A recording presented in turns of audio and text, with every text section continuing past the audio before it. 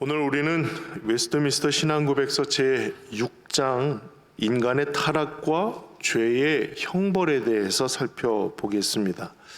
한마디로 죄에 대한 이야기인데요. 그것도 원죄로부터 자범죄에 이르는 타락과 죄의 책에 관한 말씀입니다.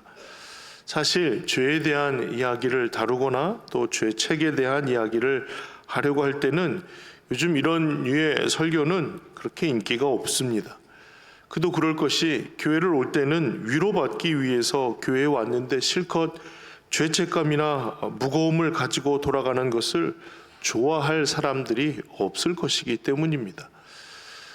정말 위로받고 가볍게 마음 가지고 한 주를 시작하기 위해서 교회를 찾아왔는데 더 마음이 무거워지거나 더 울적하게 되는 상황들이라면 사실 이 다음 주도 교회 와야 되나를 가지고 고민할 수밖에는 없을 것이겠죠.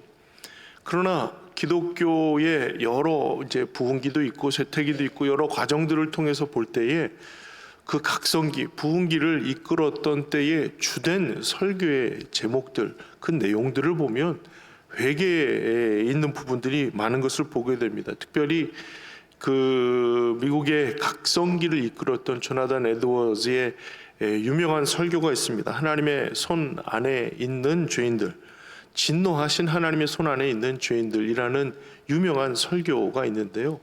그 설교는 하나님의 손에 붙들려서 이제 지옥에 갈 뻔한 사람들을 하나님이 지금 붙드시는 그 광경을 너무나도 생생하게 설교했던 것으로 유명합니다. 얼마나 생생하게 지옥을 설명했는가 하면 설교를 듣던 사람들이 그 자리에 그대로 앉아 있을 수가 없어서 막 오열을 하고 진정하십시오, 진정하십시오 해도 진정이 되지 않을 만큼 사람들이 마음에 막 눈물로 또 괴로움에 신음하는 것으로 그 자리가 가득 채워졌다는 거예요. 오죽하면 사람들이 정말 너무 생생하게 지옥에 대한 묘사를 했기 때문에 지금이라도 지옥에 떨어질 것 같은 그런 생각으로 교회 기둥을 붙들고 막 벌벌 떠는 사람들이 있고, 그 예배실에 있을 수가 없어서 박차고 나가서 바깥에서 막 절규하면서 벌벌 떠는 사람들이 있었을 정도라는 거죠. 그런 의미로 보면 우리 교회는 참 위험합니다. 붙들 기둥이 없어요. 어디를 붙들고 기도를 해야 되는지. 그럴 정도로 한참 각성기, 그 부흥기를 이끌었던 조나단 에드워즈의 설교가 그와 같았던 거죠. 1903년도 원산이나 7년도 평양에서의 우리나라의 부흥의 이야기를 할 때에도 그 시작은 회개의 눈물이었잖아요. 예수님께서 이 땅 가운데 공생의 사역을 시작할 때 첫 메시지가 뭐냐면 회개하라는 거였어요. 그런 것을 보면 비록 물론 인기 없는 일이지만 이 시대에 하나님의 영적인 각성과 부흥을 위해 지속적으로 해야 할 설교의 주제가 있다면 그것은 회개일 거예요.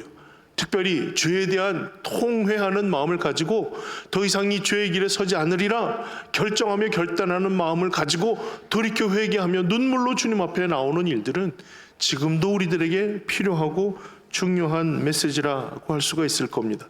그런 의미에서 오늘 이 죄에 대한 이야기는 우리들의 죄와 그 시작, 그 죄의 결과, 그리고 지금도 그 죄로 인해서 고통받고 또 그 마음의 두려움을 가져야 하는 그와 같은 상황을 잘 설명해 주고 있습니다. 먼저 우리가 살필 일들은 원죄와 자범죄에 대한 부분입니다. 죄가 어떻게 시작됐는가를 물어보면 아마도 교인들의 모든 대부분이 이 선악과 이야기를 하게 될 겁니다. 아담과 하와가 선악과를 따먹으면서 죄가 들어왔고 그것이 죄의 시작이 되었다는 것이겠죠. 그러나 여러분 더 잘 생각해 봐야 할 일이 있어요. 뭔가를 했다 혹은 하지 않았다는 것으로 행위로 인한 시작은 죄의 출발점이라고 엄밀히 따지면 그렇게 얘기할 수는 없어요. 그건 죄에 인한 결과인 거예요. 죄로 시작된 결과가 하나님 말씀에 불순종하고 하지 말라 한 것을 따먹게 되는 일들이었어요. 그런 시작은 동기에 있다는 거죠. 그래서 기독교에는 한 행위에 대한 죄악에 대한 죄책이 있는가 하면 하지 않은 여전히 남아있는 그 마음의 동기를 죄로 여기는 부분들이 있잖아요. 그래서 마음에 음욕을 품는 자마다 죄를 범한 것이 되는 것이죠. 그러니까 이 부분까지도 죄책이 있고 그 죄로 인한 결론 사망에 이르게 되는 그와 같은 과정이 있는 거예요. 그래서 우리에게는 원죄라는 것에 대한 생각을 갖게 됩니다. 그러니까 보암직도 하고 먹음직도 했다는 거 아니에요. 하나님께서 땅의 모든 실과를 다 따 먹으라고 허용해 주셨지만 단 한 가지 선악을 알게 하는 나무는 따먹지 말라, 정령 죽으리라 하신 거 아닙니까? 굳이 따먹지 말 것이면 보여주시지 말든가, 아니면 저 구석 어딘가에 넝쿨로 다 뒤덮여서 볼 수 없도록 하시든가 하면 안 따먹을 거 아닙니까? 아예 그 생각도 안 할 거 아닙니까? 그런데 그 중앙에 있는 선악을 알게 하는 그 나무만큼은 따먹지 말라라고 말씀하신 것은 두 가지의 가능성을 염두에 둔 거예요. 하나는 말씀대로 따먹지 않을 가능성, 더 많은 가능성이죠. 더 많이 누릴 것들이 많으니까 굳이 이것까지 따먹을 이유가 없는 더 많은 가능성을 안고 있지만, 또 다른 한 가지의 가능성이 있다면 그것은 따먹을 수도 있는 가능성이에요. 그러니까 이 두 가지의 가능성을 두고 하나님께서 따먹지 말라, 먹으면 죽으리라 라고 경고하며 하나님께서 명령해 주신 것이죠. 굳이 이런 가능성을 둘 이유가 뭐가 있을까 생각하시면, 예수님께서 마태복음 말씀을 통해서 분명하게 우리에게 선언하시는 것은 아버지의 뜻이 그대로 이루어질 것을 분명히 우리에게 선언하시는 거예요. 그러니 단지 우리가 무엇인가를 행하지 못했다를 가지고 죄책을 논하기에 앞서서 하나님은 그 마음의 중심을 보시고 동기를 보시고 그 마음이 이미 썩어져 버려 죄악 가운데 멸망하게 된 그 상태를 보신다는 거예요.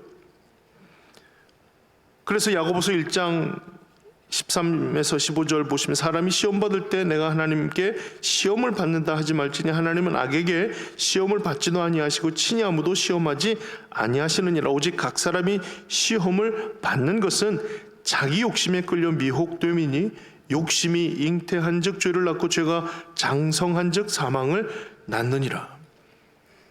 죄가 잉태되기 전 이미 욕심이 시작되었다는 거예요.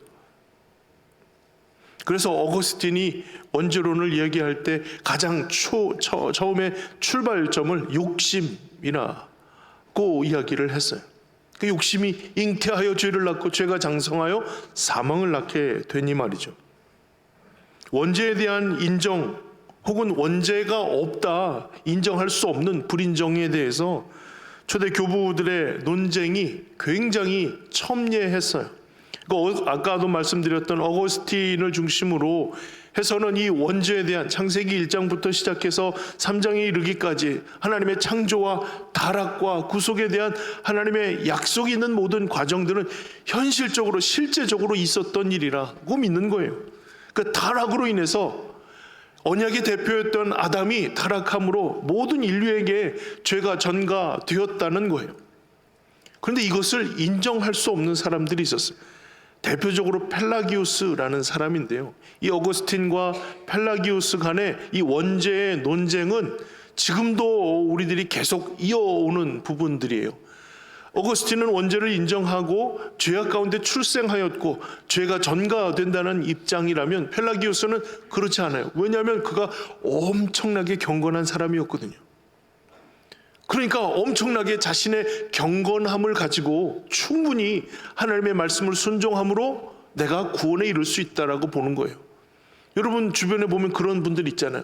법 없이 살 사람, 너무나 착하고 너무나 귀한데 말이죠, 이 사람이 죄인이라는 사실을 인정하는 것과 오직 하나님의 은총, 은혜만으로 우리가 살아갈 수 있다라고 얘기하는 게 너무나 맞지 않는 것 같아요.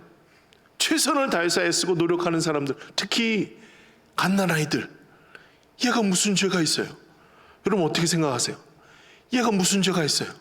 무슨 죄가 있을까요? 이 아이들에게 죄인이라 부르는 건 너무 참혹한 일이에요. 그래서 사실 이 펠라기우스 가운데 있는 사람들 중에 대부분은 유아 세례를 인정하지 않았어요. 세례를 받을 이유가 없는 아이들이에요.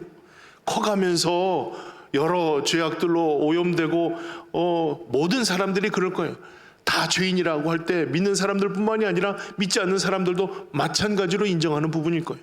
그토록 이 죄를 해결해야 할 일이지 처음부터 우리가 죄를 안고 태어났다는 것을 인정할 수 없는 일이에요. 그러니까 이게 첨예하게 서로가 논쟁이 되어 왔고, 이와 같은 논쟁을 어거스틴의 입장에서 이어온 사람들이 종교개혁자들, 그리고 지금 개혁교회를 이루고 있는 사람들이라고 한다면, 이 펠라기우스의 입장에 서서 그것을 인정하는 쪽은 로마 캐톨릭이고, 또 교회로 보면 자유주의적인 입장에서의 사람들이에요.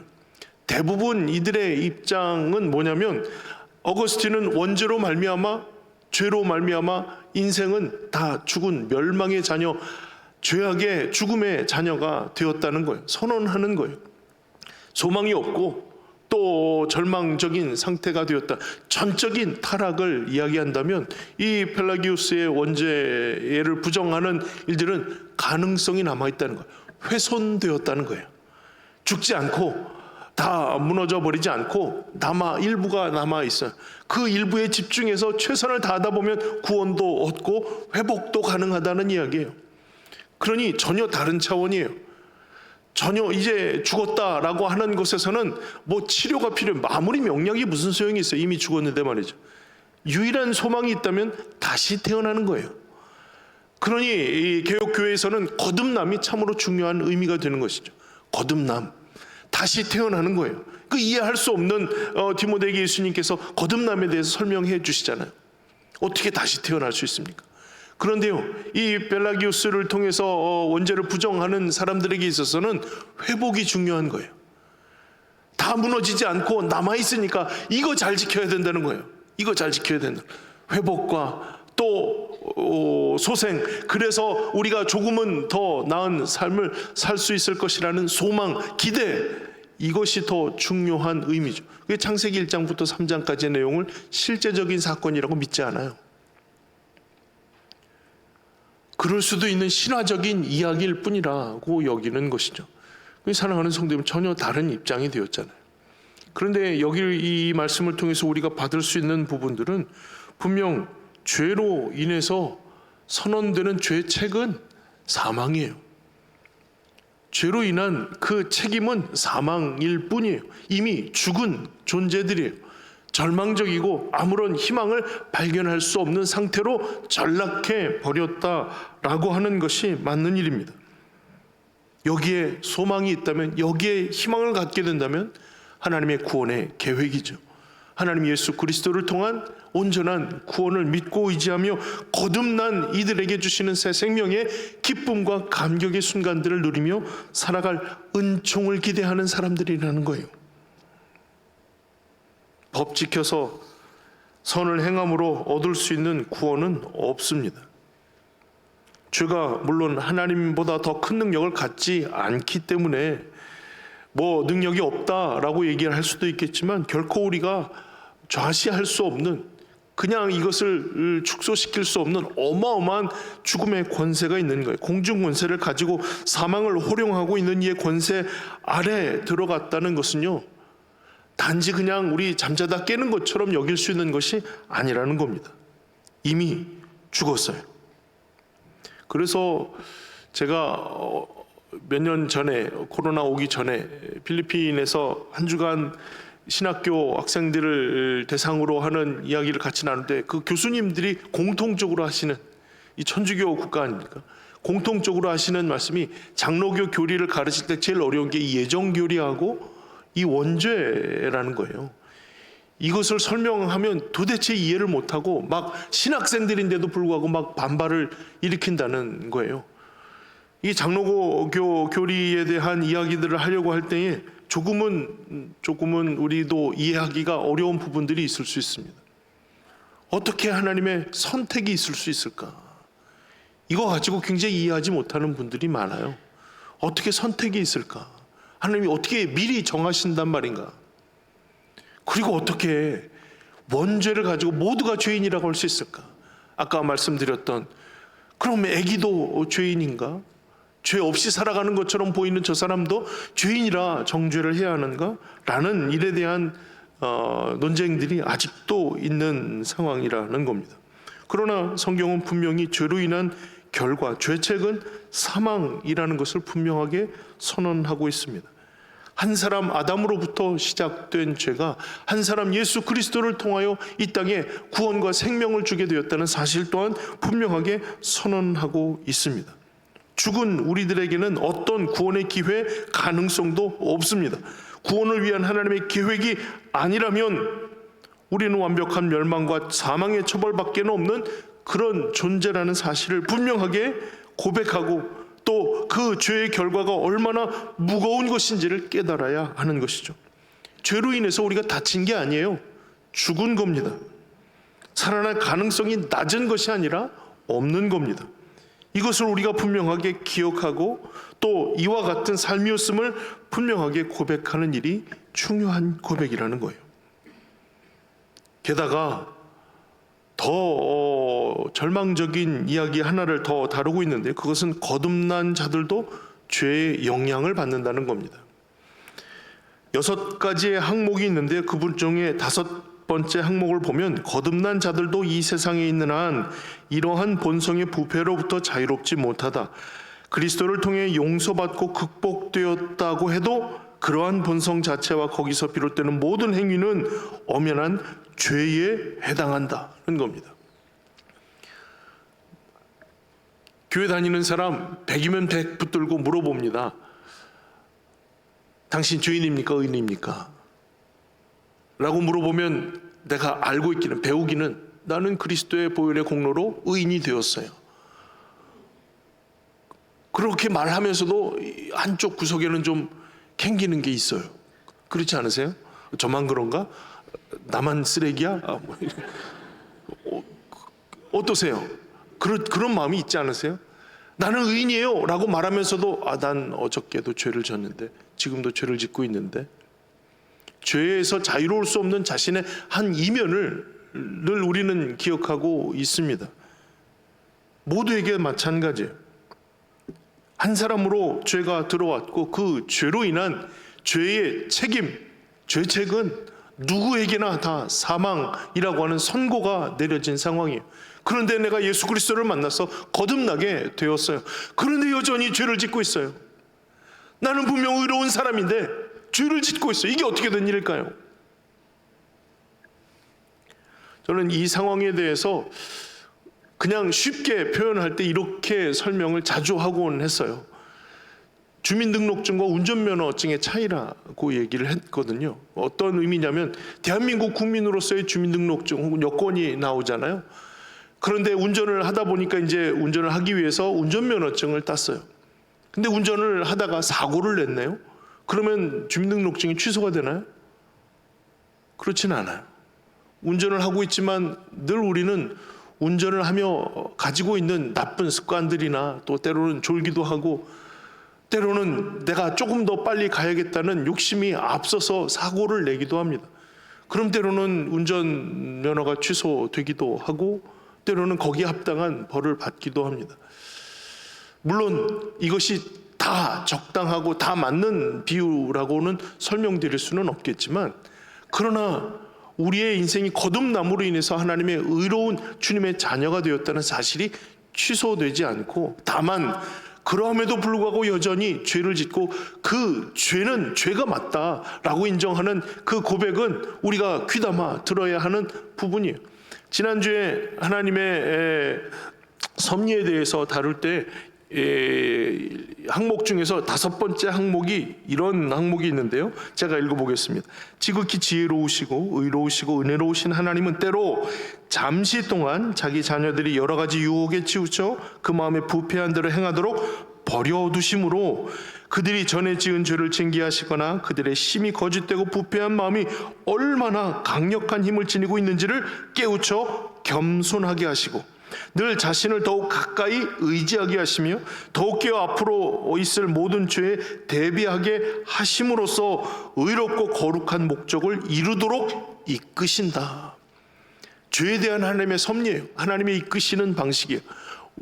하나님께서 의롭고 거룩한 목적을 이루시기 위해서 잠시 동안 하나님의 자녀들을 죄를 행하고 유혹에 넘어지도록 버려두심으로 인해서 뭘 깨닫게 하시느냐? 죄가 이렇게 무서운 일이로구나, 하나님이 이렇게 징계하시는구나, 이런 것을 깨닫고 더욱 주님을 의지하고 다시는 그 죄에 반복되지 않도록 대비하기 위한 하나님의 뜻이 있다는 거예요. 여전히 거듭났지만 우리는 죄의 영향을 받고 미혹되어 넘어지는 일들을 반복하는 연약한 죄인이다 라는 것이 우리들이 고백할 수 있는 일이에요. 그러니 당신 의인입니까 죄인입니까 물어보면 뭐라고 대답해야 될까요? 뭐라고 대답해야 될까요? 그냥 가르쳐 주세요, 뭐 이렇게. 이건 분명하게 우리가 기억해야 될, 저희는 예수님께서 우리를 의롭다 칭하신 의인이 맞습니다. 그러나 여전히 죄악의 영향을 받고 살아가며 죄를 짓는 죄인의 신분입니다. 이것을 통해서 우리는 분명하게 우리의 신분이 변하지 않음을 단호하게 선언해야 하고, 그러나 여전히 죄 가운데 있는 연약함이라는 사실을 우리는 분명히 고백할 수 있어야 한다는 것입니다. 잠시 동안 버려두심으로, 내어버려 두심으로 하나님의 선하신 목적을 이루게 하시기 위함이라는 거예요. 그래서 우리는 여전히 죄악 가운데 영향을 받고 있는 우리들의 모습을 고민하게 되죠. 로마서 7장 17절부터 21절에 이제는 그것을 행하는 자가 내가 아니요 내 속에 거하는 죄인이라.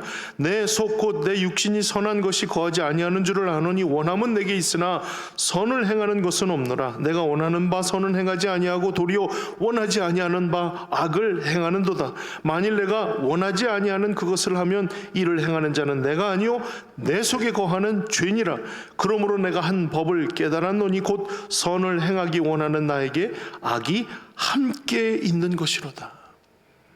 이것이 지금 현실로 거듭난 사람들이 고민하는 바라는 거예요. 선을 행하고자 원하는 나에게 악이 함께 거하고 있다는 사실을, 이것을 가지고, 이 싸움을 가지고 계속 이어가다 보니 곤고하다는 거예요. 이 사망의 몸에서 누가 나를 좀 건져 주었으면 고백하게 된다는 거예요. 갈라디아서 5장 17절에 육체의 소욕은 성령을 거스르고 성령은 육체를 거스르나니 이 둘이 서로 대적함으로 너희가 원하는 것을 하지 못하게 하려 함이니라. 여전히 싸우고 있어요. 여전히 다투고 있어요. 서로가 대적함으로 피곤하고 곤고한 인생을 살아갈 수밖에 없다는 사실이에요. 그렇다고 우리가 죄 짓는 것이 그래도 취소되지 않으니 그 죄가 어느 정도 있는 것을 인정하며 살아가야 할까요? 그렇지 않다는 것이죠. 분명한 것은 하나님께서 어느 정도 내어버려 두심에 분명한 이유와 목적이 있었다는 것을 기억해야 한다는 겁니다. 그것이 바로 겸손함과 의지함과 대비함이에요. 우리는 여기서 이런 결론을 갖게 됩니다.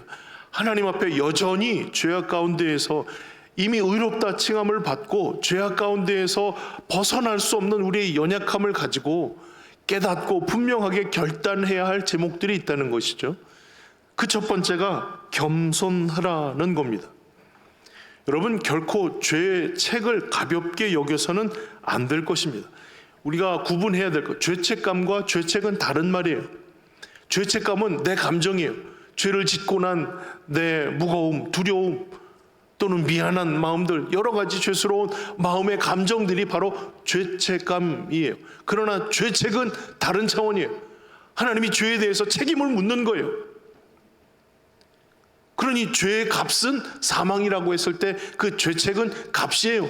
죄에 대한 책임, 죄에 대한 값, 그것을 지불해야 하는 거예요. 사망으로 말이죠.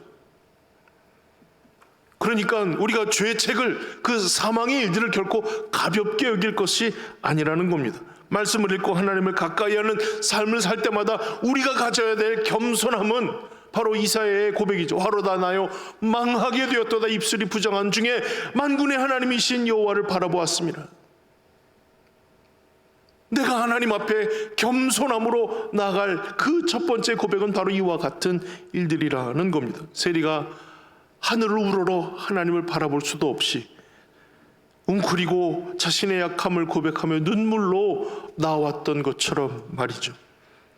겸손이라 함은 하나님께 소망이 있다는 것을 고백하는 거예요. 나에게 더 이상 소망의 것들이 존재하지 않음을 고백하는 거예요. 주의 행하심 속에 내가 있기를 기대하고 주의 손으로 나를 지켜주시기를 구하며 하나님 앞에 내 삶을 내어드리는 일들이 겸손함입니다. 내 스스로가 어떻게 할 수 있다, 극복할 수 있다, 스스로의 다짐을 가지고 내 삶이 변할 수 있다는 것은 자만이에요. 때로는 나보다 더한 연약한 이들에게 대하여 왜 그렇게 하느냐 책망하며 심판자로 서는 것 또한 주의해야 할 일입니다.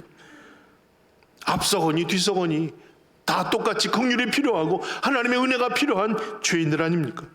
오직 판단이 내 삶을 맡기기를 주저하지 않는 일들이 있어야 하는, 이것이 바로 주 앞에서의 겸손이라 할 것입니다. 내어보려 둔 것은 이 겸손함을 갖게 하기 위함이라는 거예요. 얼마나 무서운지, 얼마나 두려운 일인지. 두 번째는요, 의지해야 하는 겁니다. 내게 소망이 없다고 인정하는 순간 하나님의 처분을 기다리는 거예요. 하나님이 계획하신 소망 주심에 의지하여 내가 하나님의 뜻대로 나아가겠습니다 고백하는 거예요. 의탁해 드리는 거예요.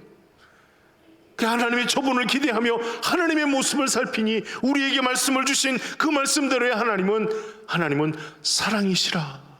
얼마나 다행스러운지요.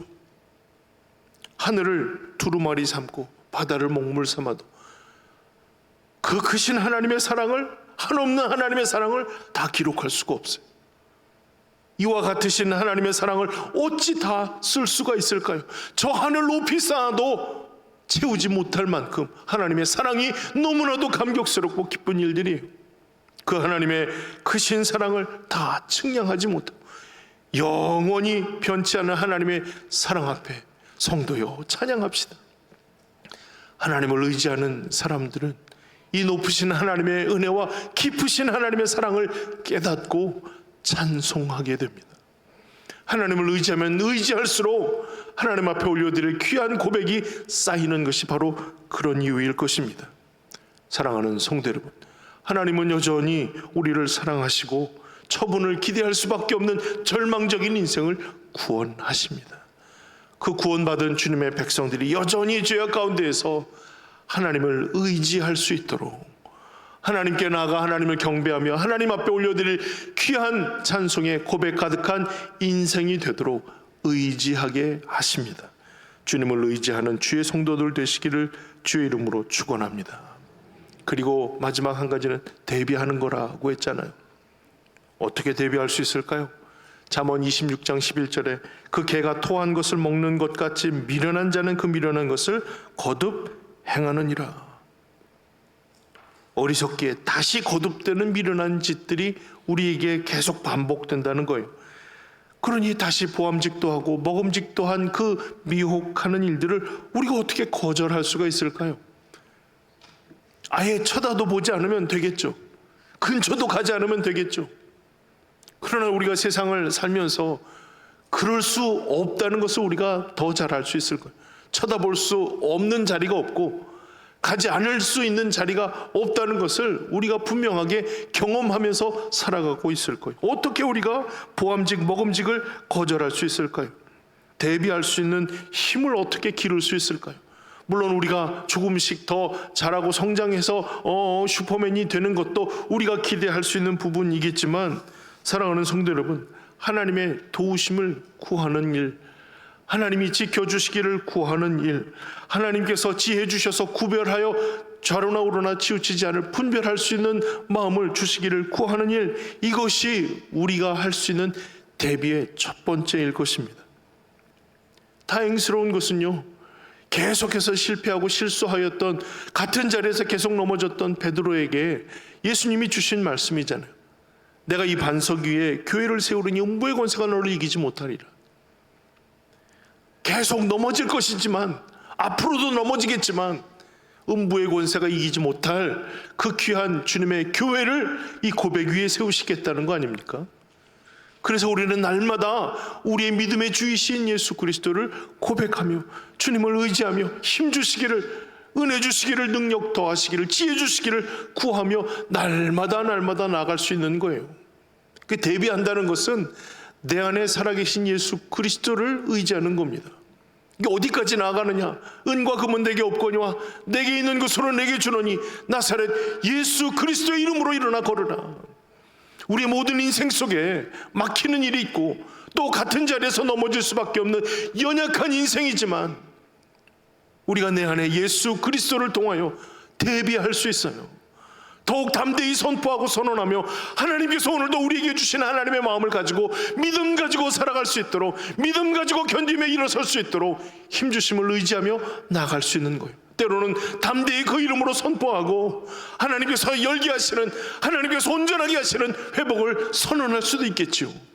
주시는 귀한 은혜가 날마다 살아가고자 하는, 의지하고자 하는 이들에게 허락하신 하나님의 능력이 되도록 그 이름을 그 가운데 두셨어요. 그것으로 우리는 앞으로 같은 자리에서 넘어지지 않을 인생을 기대하고 준비할 수가 있습니다. 사랑하는 성도 여러분, 죄로 인해서 우리가 멸망의 자녀가 되었다는 사실은 단지 그냥 스쳐 지나가는 이야기가 아니었어요.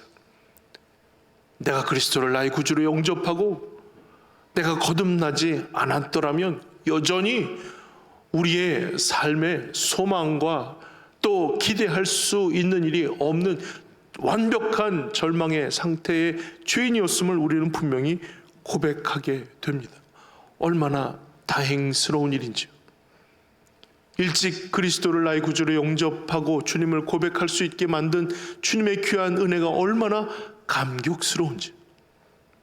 그러나 여전히 넘어지고 여전히 죄악 가운데서 허우적거리는 인생에게 겸손히 주님을 의지하고 내 안에 예수 그리스도의 이름으로 대비함으로 나아갈 수 있는 놀라운 은혜의 길을 열어주실 터이니 믿음 가지고 주 예수 그리스도의 이름을, 그 권세를, 그 능력을 선포하며 증거하며 다닐 귀한 인생을 계획하고 준비할 수 있을 것입니다.